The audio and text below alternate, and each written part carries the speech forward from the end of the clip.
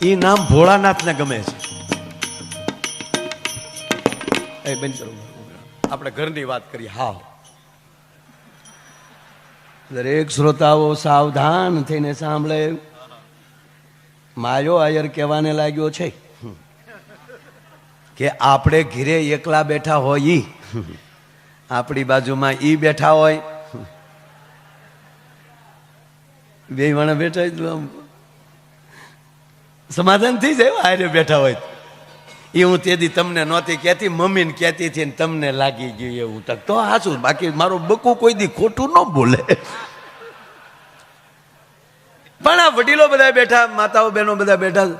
દાદા, એક સમય પતિ પત્ની સામસામા, ડોક્ટર સાહેબ નામ ના લેતા, પતિ એના પત્નીનું નામ ના લે.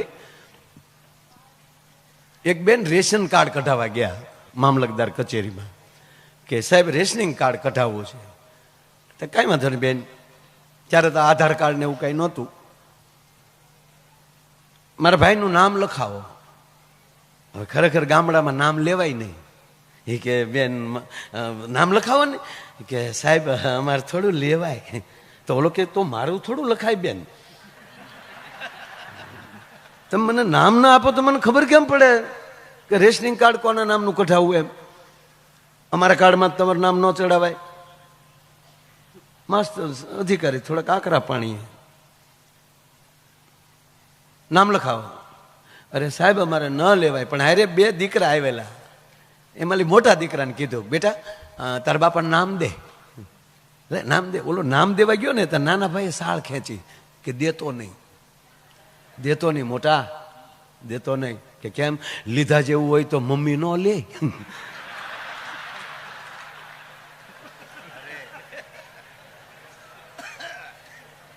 મને અમુક પરિવાર બહુ ગમે છે દાદા. એનું કારણ એ કે અમુકના રેશનિંગમાં સડાવા જેવાય નામ નથી થયા, એને બદલે જેના નામ ભાગવત કથાના વર્ડિંગમાં લાગી જાય, એ કુટુંબને એ પેઢીઓએ કેવા પુણ્ય કર્યા હશે કે એ કથાની હારે એમની પેઢીઓના નામ લાગી જાય. એટલે વાત એ કરતો હતો, મૂળ વાત કે નામ ન લેતા. પતિ એના પત્નીનું નામ ન લે. પછી સામસામા આમાં કોઈ હશે જેણે નામ ન લીધા હોય. હજી મારા ઘરના મારું નામ નથી લેતા.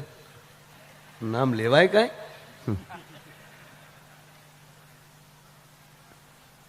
તો એ કરે શું? એને જે ગમતું નામ હોય ને પરિવારના વડીલનું, એ નામ આપણું પાડી દે. આ 90% મને આતા કહે છે એનું કારણ એ કે લેવું નહીં નામ એમ. જ્યારે એક વિશેષ નામ લાગી જાય, આ ઉંમરમાં દાદા શબ્દ લાગી જાવો, એ દાદા શબ્દ એની ઉંમરનું નથી, એની વિદ્વતાનું છે. એની વિદ્વતાની ઉપમા છે કે આ તો દાદો છે. આ નાનું હુનું નામ નથી, આ દાદો છે. એટલે આપણને જે ગમતું નામ હોય, હરિભાઈ એનું નામ આપણે પછી આપણા પત્નીનું નામ હોય તો આપણે ગમતું હોય કે નામ હોય ગમે, નામ ગમે હોય, પણ આપણે કઈ જમકું. એ જમકું સાંભળો છો? નહીતર તો ભમકું જ હોય.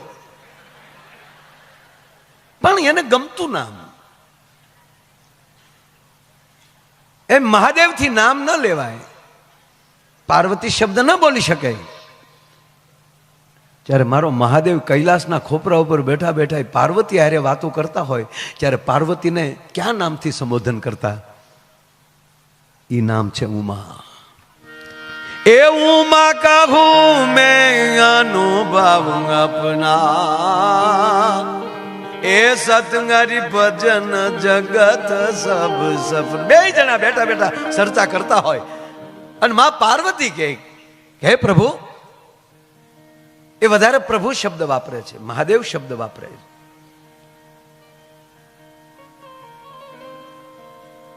કે જીવનમાં ઉત્તમ શું? એટલે જ્યારે જવાબ દેવો હોય અને જ્યારે માં પાર્વતીને સંબોધન કરીને ભગવાન શિવને જ્યારે બોલવાનું થાય, ત્યારે સંપૂર્ણ કથામાં એક જ શબ્દ આવ્યું છે, હે હિમાલયની દીકરી, હે સ્થિર બાપની દીકરી. જેનો બાપ એવડો મોટો હોય તે છતાં એની સ્થિરતા ન ગુમાવે, એના ઘરે તમે ઉછરીને મોટા થયા છો. અને ઉમાં સાંભળી લ્યો કે હરિના ભજન સિવાય બીજો કોઈ અનુભવ છે નહીં. એટલે આપણે બધાય ભાગશાળી છીએ કે જિજ્ઞેશ દાદાની કથા હરિકથા સાંભળવાનો આ આપણને મોટામાં મોટો લાવો મળે. હું ઘણીવાર રાતના દાદા સર્વે કરાવું. હવે અત્યારે તો આવડા મોબાઈલ આવી ગયા અને ગૂગલી બેનને પૂછો એ કે ગૂગલીઓ ક્રિકેટ વાળા જેમ ગૂગલી બોલ નાખતા એમ અત્યારે આ ગૂગલી ગમે ને અડી જાય એમ. કેળા દેખાડે માયાભાઈનું ઘર ક્યાં આવ્યું તો ઠેઠ કેળ એ આવી કેદી છે મારા ઘીરે, મને તો એ થાય. ઓહો. અને એક એપ તો એવી આવી છે કે એને તમે પૂછો કે માયાભાઈના લખણ કેવા, તો એ કહી દે. એને આ ભાવે છે, એને આ ખાવું ભાવે છે, આને એટલું હુવું ગમે છે, એને કઈ ગાડી ગમે છે. લાડીનું ન કહે, કારણ કે એ ગૂગલને ખબર છે કે એ પરણી ગયા છે.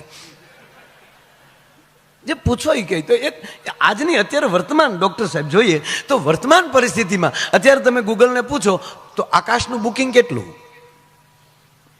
અત્યારે જે સેકન્ડે આપણે બેઠા છીએ આ ક્ષણમાં આકાશમાં કેટલા ઉડે છે, રેલમાં ટ્રેનમાં કેટલા ઊભા છે અત્યારે હેન્ડલ પકડી પકડી.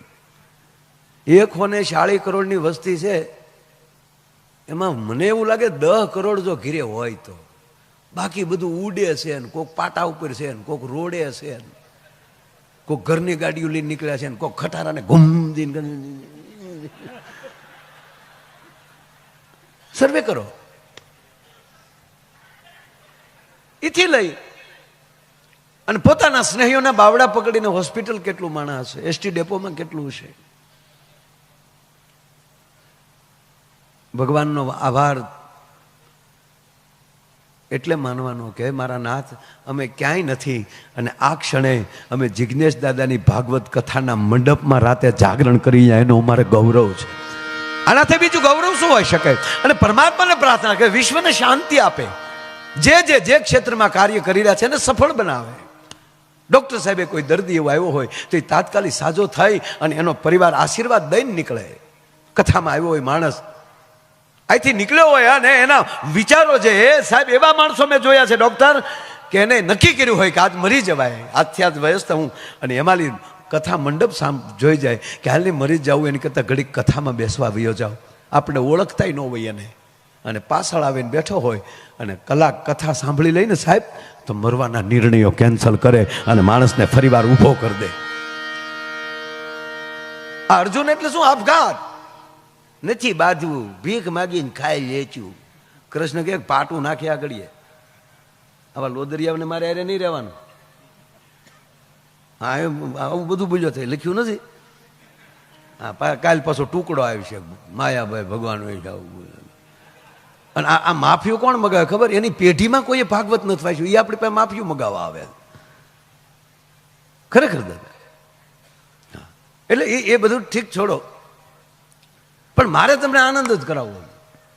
એની અંદરથી ક્યાં અને એક પણ હરિભાઈ જોક્સ વિટામિન વગરનો નહીં હોય. હા આપણો જોક્સ એટલે આપણો જોક્સ પાસે ને એ આમ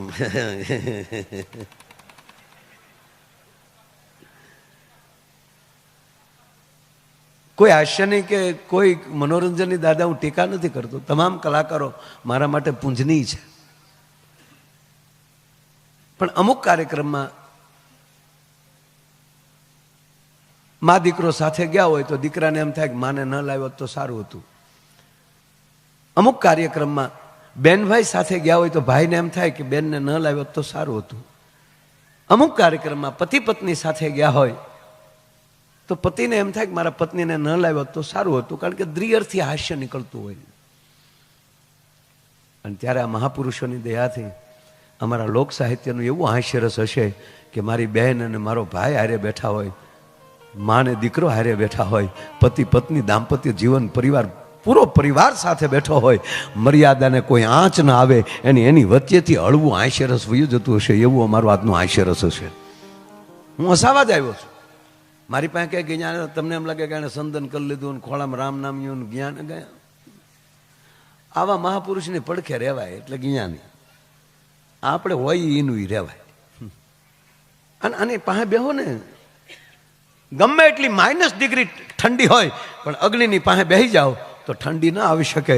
એમાં આવા મહાપુરુષોની બાજુમાં બેસી જાવ ને સાહેબ, કળિયુગ પ્રવેશ ન કરી શકે તમારા ઘરમાં. આ નરું સત્ય છે. બસ એની પાસે બેહો. પૂજ્ય મોરારી બાપુ કહે આપણને કે તમે કાંઈ ન કરો પણ એવા મહાપુરુષની પાસે બેઠા રહ્યો, એની ઓરા તમને મળશે. એક આવડી લાઇટ કરી તો એના અજવાળા મળે 250 વોલ્ટ, તો આ તો હજારો મેગા વોલ્ટ છે સાહેબ. અંજવાળા હું કામ ન મળે? તમે હું વાત કરો ભલામણ. એટલે આપણે આનંદ જ મળ્યા કરે. વાત જ્યાં હતી કે જેની કુળદેવી જ ઉમા હોય, જે નામ મહાદેવને પ્રિય હોય, એ નામ વાળા કુળદેવી જે પરિવારને મળે એ પરિવાર દાદા કેટલો મહાન ગણાય. કે જે નામ તમે માં ઉમા કહો તો ઓલો ભોળો નાથે રાજી થાય કે સાબા જે મેં નામ પાડ્યું હતું એ નામથી જેને કુળદેવી તરીકે સ્વીકારી છે, એવા એ પરિવાર જ્યારે આવું રૂડું કાર્ય કરતા હોય એટલે અમને મજા આવે. મિત્ર મેં કીધું ને, ત્યાં ટ્રેનમાં બિચારા ઘણા ઊભા છે. એક જણ આમ ટ્રેનનું બાવડું હમણાં પકડેલા ને પછી અત્યારે રાતે 1-2 વાગ્યા એટલે એકાબીજાને ટેકે હુઈ જાય. એમાં ક્યાંય ઓલો રોદો ન આવે, વધી આમ થાય થોડું, એટલે ભટકાવાનું પ્રોગ્રામ થાય. છે જ બ્રેક લાગે તો, બાકી ઉલાળ્યો એમાં ન આવે. એમાં બમ્પ તો ન જ આવે. એમાં બમ્પ આવતા જ કેવું થાય, ખાલી સહેજ ટ્રેકની વચ્ચેનો ગેપ આવે તોય તડાકા બોલે, ખટાકા ફટફટ, ખટાકા ફટફટ. તો બમ્પ આવતા તો કેવું થાય? નો આવે. બસ ભાગવત સાંભળે ને એના જીવનમાં કોઈ દી બમ્પ ન આવે. એને એક આવો સરસ મજાનો ટ્રેક મળી જાય. એટલે આ ઘણા આમ ઊભા હોય, પછી અમુક આમાં એકાબીજીને ટેકે હુઈ ગયા હોય. અને ખરેખર છેલ્લે જો બધા મૂકી દે ને, બધા હુઈ ગયેલા મૂકી દીધા ને, તો જેમ ઓઘાના પૂળા કેમ એકબીજા કોઈને કંઈ થાય જ નહીં, ઊભા જ હોય હમણાં. પણ એમાં એક જણો બેભાન થઈને પડી ગયો અને અંદર દોડાદોડ થઈ ગઈ. છે કોઈ ડોક્ટર? છે કોઈ ડોક્ટર? એક ડોક્ટર સાહેબ કે yes yes yes come here, લાવો અહીંયા. એણે બધું જોઈ લીધું.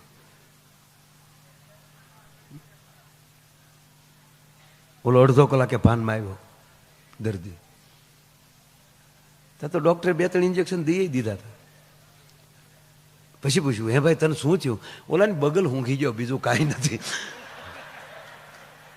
બોલો નાયો નહીં હોય, એને નવરાવો, મને દવા કરવી રહેવા ગયો, આને નવરાવો ક્યાંક.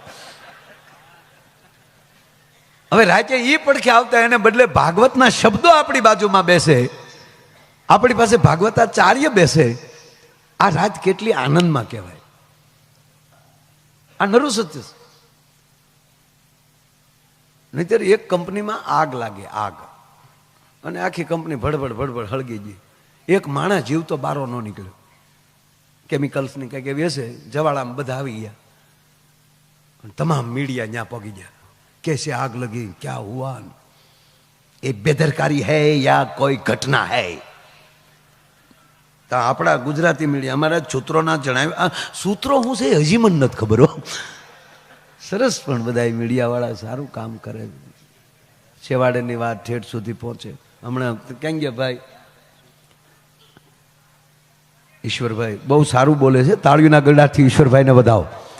હા, રેખાબેન વાળાએ અમે આવ્યા ત્યારે ડાકોરના ઠાકોર તારા બંધ દરવાજા ખોલ ન્યાલી લઈને ખૂબ સારા ભજનો ગીતો તમને સંભળાવ્યા. એકવાર એને જોરદાર તાળીઓના ગળાથી વધાવો. વર્ષોથી જે આ કલા ક્ષેત્રમાં પોતે સેવા આપી રહ્યા છે, આ બધાને સાંભળવા એક જીવનનો લાવો છે. એટલે હમણાં એને વાત કરી એટલે મને યાદ આવ્યું.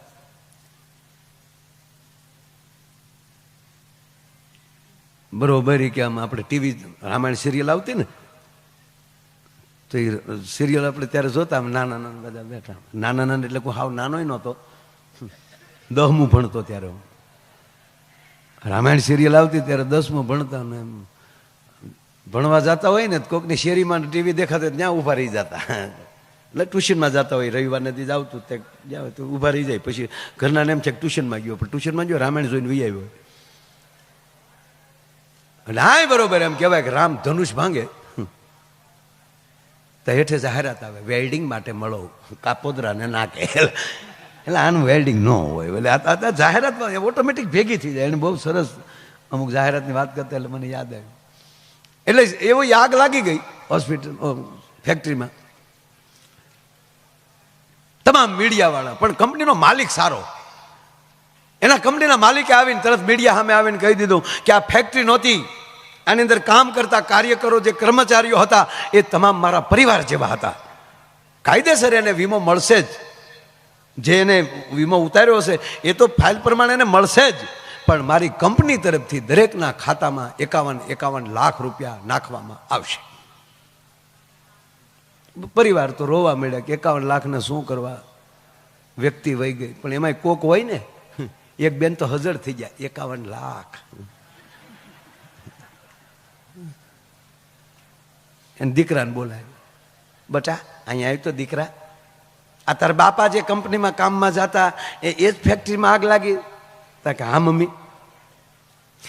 માલિક થોડો કહેવાય, ફેક્ટરીનો માલિક થોડો કહેવાય, ભગવાન જેવો માણસ, ઉદારતા તો જો બટા એની. કે પણ મમ્મી તમે એટલું બધું, એ કે બટા તું થોડો કઠણ થાય છે, કેવા સમાચાર આવે એ કઈ નક્કી નહીં બટા, પણ આપણે કઠણ થતા શીખી. 51 લાખ. અને બેટા તાર બાપાનો ફોટો લાવ, હમણાં આગળ જરૂર પડશે. ફોટો આપ્યો તો માથે માખ્યું બેહીને કાળા ટપકા થઈ ગયેલા. તો બેને ફોટો સાફ કરતા જાય ને જોતા જાય, એ તમારા આત્માને સદગતિ કરજો, અમે વાહ કથા કરશું. 51 લાખ. હજી બિચારી રોતી હતી. હરખને છુપાવો, દુઃખ વ્યક્ત કરવું, એની વચ્ચે બિચારી હાલી જતી હતી. ત્યાં દરવાજે ટકોરા થયા. એમ નહીં, આમ દરવાજે ટકોરા થયા એટલે બેન ફોટા હોતા ઊભા થયા. હો, હાથમાં ફોટો, દરવાજો ખોલ્યો તો ઘૂઘુ હામો ઉભો માવો સોળતો હતો. તો બેન ગોથું ખાઈ ગયા કે કોઈ બચ્યું નથી ને આ ક્યાંથી. પણ બેનને મનમાં શું થયું, જાતા જાતા મળવા આવ્યો લાગે પદ્માને. એ બેનનું નામ પદ્મા હતું. મારી પદ્માને કેજો રે, કેવું છે ને કઈક ગીત. ઘણા તો લગ્નમાં ગાયા ગીત, બોલો. એટલે મરીશ્યો છે એ લગ્નમાં ન ગવાય. એટલે બેનને એમ થયું કે જાતા જાતા મળવા આવ્યા લાગે. પણ એને કોકે કીધેલું ભૂત હોય ને એને અવળા પગ હોય. તે બેને પગમાં જોયું તો આ સફર પગાના સીધા હતા. એટલે એને પતિએ કીધું કેમ આવું સામું આશ્ચર્યથી સામું જોશ? કે પણ તમારી ફેક્ટરીમાં આગ નથી લાગી? તા કે લાગીને સમાચારમાં તો આવે છે કોઈ નથી બચ્યું. તા કોઈ નથી બચ્યું? તા તમે? તા હું માવો લેવા બહાર ગયો હતો. પછી બેન ખીજાણા, કેદું નહીં કહું માવા બેન કરો, માવા બેન કરો, પણ વ્યસન માંથી નીકળવો જ નથી. કારણ કે માવો 51 લાખનો છો સાહેબ.